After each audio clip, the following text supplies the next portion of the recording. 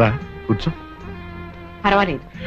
40 ఏళ్ల క్రితం మనం ప్రేమించుకునే రోజుల్లో వీరుడు అని పిలిచేదాన్ని. మళ్ళీ ఎంతకాలానికి విన్నానా ఆ పిలుపు.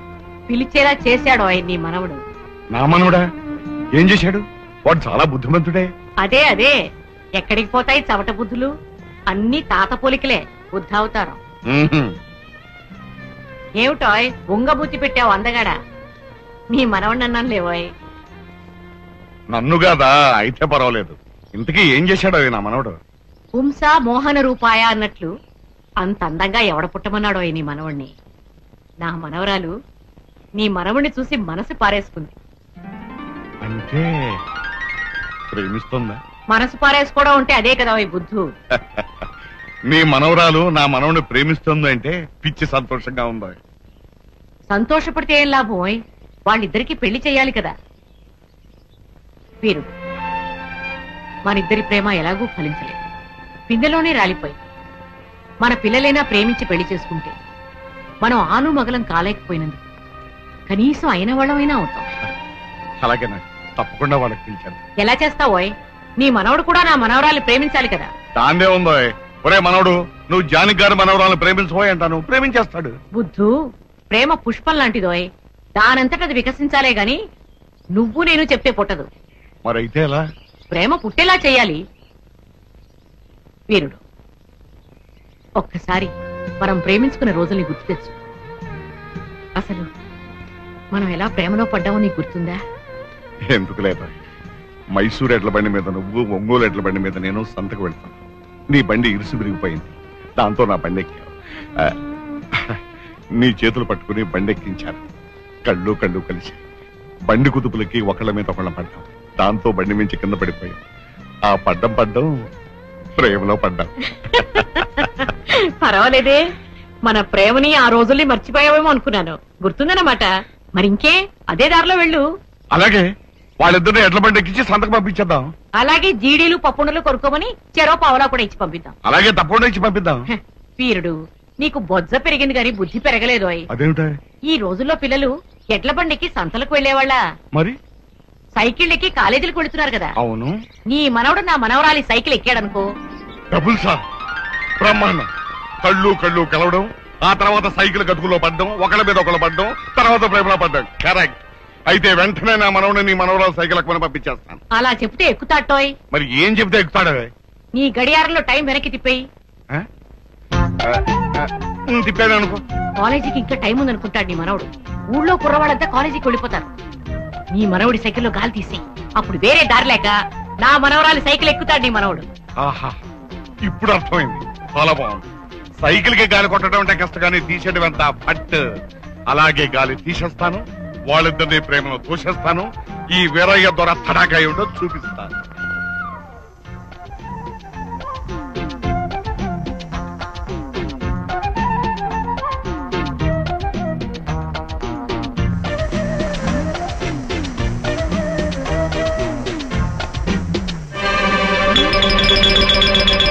గాలిలోన తేలిపోయే విమానమెక్కర మనవడ. ఏంటయ్యా ఏం నువ్వు చేస్తున్న పని?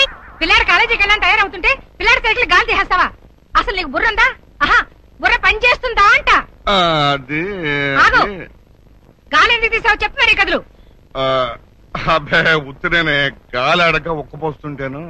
ఏంటి నీ గాలాడకపోతే పిల్లాడు సైకిల్ గాలి తీసేస్తావా? ఏమిటి బామ్మ, తాతయ్య మళ్ళీ ఏం చేశాడు? అవ్వా, ఎవరితో చెప్పుకుంటే సిగ్గుచేటు. నీ సైకిల్ కి గాలి తీసేశాడు రా. సైకిల్ గాలి తీసాడా? ఏమిటి తాతయ్య, చిన్ని కృష్ణులకి చిలిపల్లి ఏమిటి చెప్పు. అది అలా గట్టిగా నిలదీసి అడుగు. ఒరే రావుడు, ఆ వేరుపట్టని సైకిల్ పంప్ అడిగి తీసురా.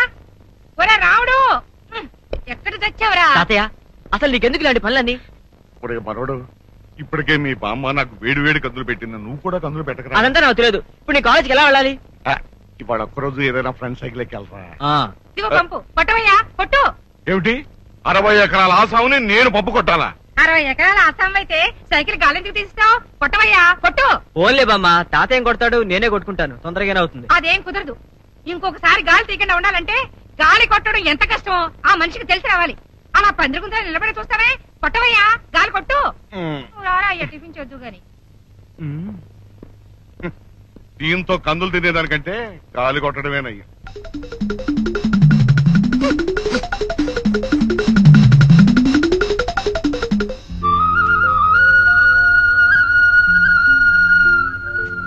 వీరుడు ఏం చేశావు? జానకి మహా గొప్ప ప్లాన్ చెప్పేవాళ్ళే. నువ్వు చెప్పినట్టుగానే నేను నా మనవడు సైకిల్కి గాలి తీసేశాను. అది మా ఆవిడ చూసి నా మనవడు ముందే నా గాలి తీసేసింది. పైగా అదే సైకిల్ కి నా చేత గాలి కొట్టించింది. అందుకే ఇంకో ప్లాన్ చెబుదామని వచ్చాను. సైకిల్ కి గాలి కొట్టడం కాక నీ ఇష్టం వచ్చిన ప్లాన్ చెప్పు. నీ మనవడి నోట్బుక్ చింపేయి. నోటు బుక్ చింపేయాలా? పాప వాడు కష్టపడి రాసుకుంటాను. పైగా నోటు బుక్ చింపేస్తే పుస్తకం చిరిగిపోద్ది కానీ ప్రేమ ఎలా పుడుతుంది? బుద్ధు, నోట్బుక్ కోసం నీ మనవడు నా మనవరాల దగ్గరికి వస్తాడు. అర్థమైంది. పుస్తకం ఇచ్చేటప్పుడు వేళ్ళు తగులుతాయి, ఆ వెంటనే కళ్ళు కలుస్తాయి, ఆ తర్వాత మనసు కలుస్తాయి. అంతే కదా? పాలల్లో పంచదార కలిపినంత తేలిక కాదు అయి మనసు కలపడం. మీ వాడు నోట్స్ అడుగుతాడు కదా, అందులో ప్రేమలేఖ రాసి పెడతాను. ప్రేమలేఖ రాసి పెడతావా? అది చదివే నా మనవడు నీ వెంట పెడితే నీకు బొజ్జ పెరిగింది గాని బుద్ధి పెరగలేదు అయి. ప్రేమలేఖ నా మనవరాలు రాసినట్టు రాస్తాను. ఓహో.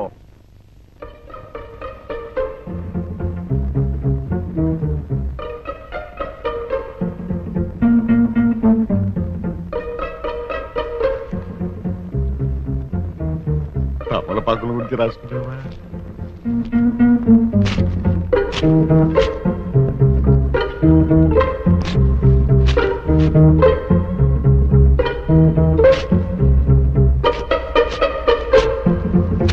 ఏమిటి తాతయ్య, ఏం చేస్తున్నావు? అబ్బే ఏమి లేదురా, నీ పుస్తకాల్లో ఎలుగు దూరుతాను, బయట తోలుతున్నాను. ఎలుక? మరి వెనకాల ఏం చేస్తున్నావు? అబ్బే ఏం తాగలేదురా. చూడండి, ఏం తాగలేదురా. ఇమ్మంటుంటే. లేదురా.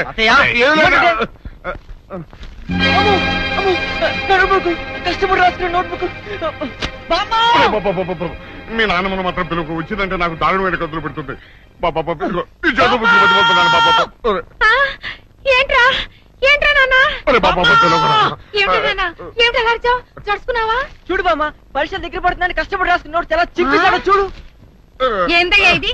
నీకేమైనా పిచ్చ కింద? మొన్నేమో సైకిల్ గాలి తీసేసావు, ఈ వేళేమో నోటు బుక్ చింపేశావు. ఏమైంది నీకు? ఎందుకు చింపేశావు నోటు బుక్? అబ్బే ఏమీ లేదే, కాగిత పడవలు చేసి నీళ్ళల్లో వదులుతూ ఆడుకుందామని. ఏంటి ఈ వయసులో కాగితం పడవలతో ఆడుకుంటావా? అందుకని పిల్లోడు ఎంతో కష్టపడి నోట్స్ రాసుకుంటే చింపేస్తావా? అసలు నీకు బుద్ధి జ్ఞానం ఉందా? ఏళ్ళు రాగానే సరికదయ్యా. ఇలాగే వాడు వస్తువులని పాడు చేస్తుంటావా? రేపటి నుంచి వాడు ప్యాంటు షర్టు కూడా చింపేస్తావా?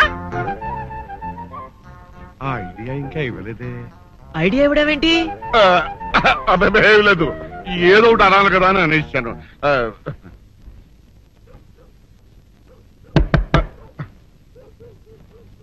ఎవరో తలుపులు కొడుతున్నారు. ఒకవేళ దొంగలు కాదు కదా? రైట్, వెళ్ళా కరణ్కు.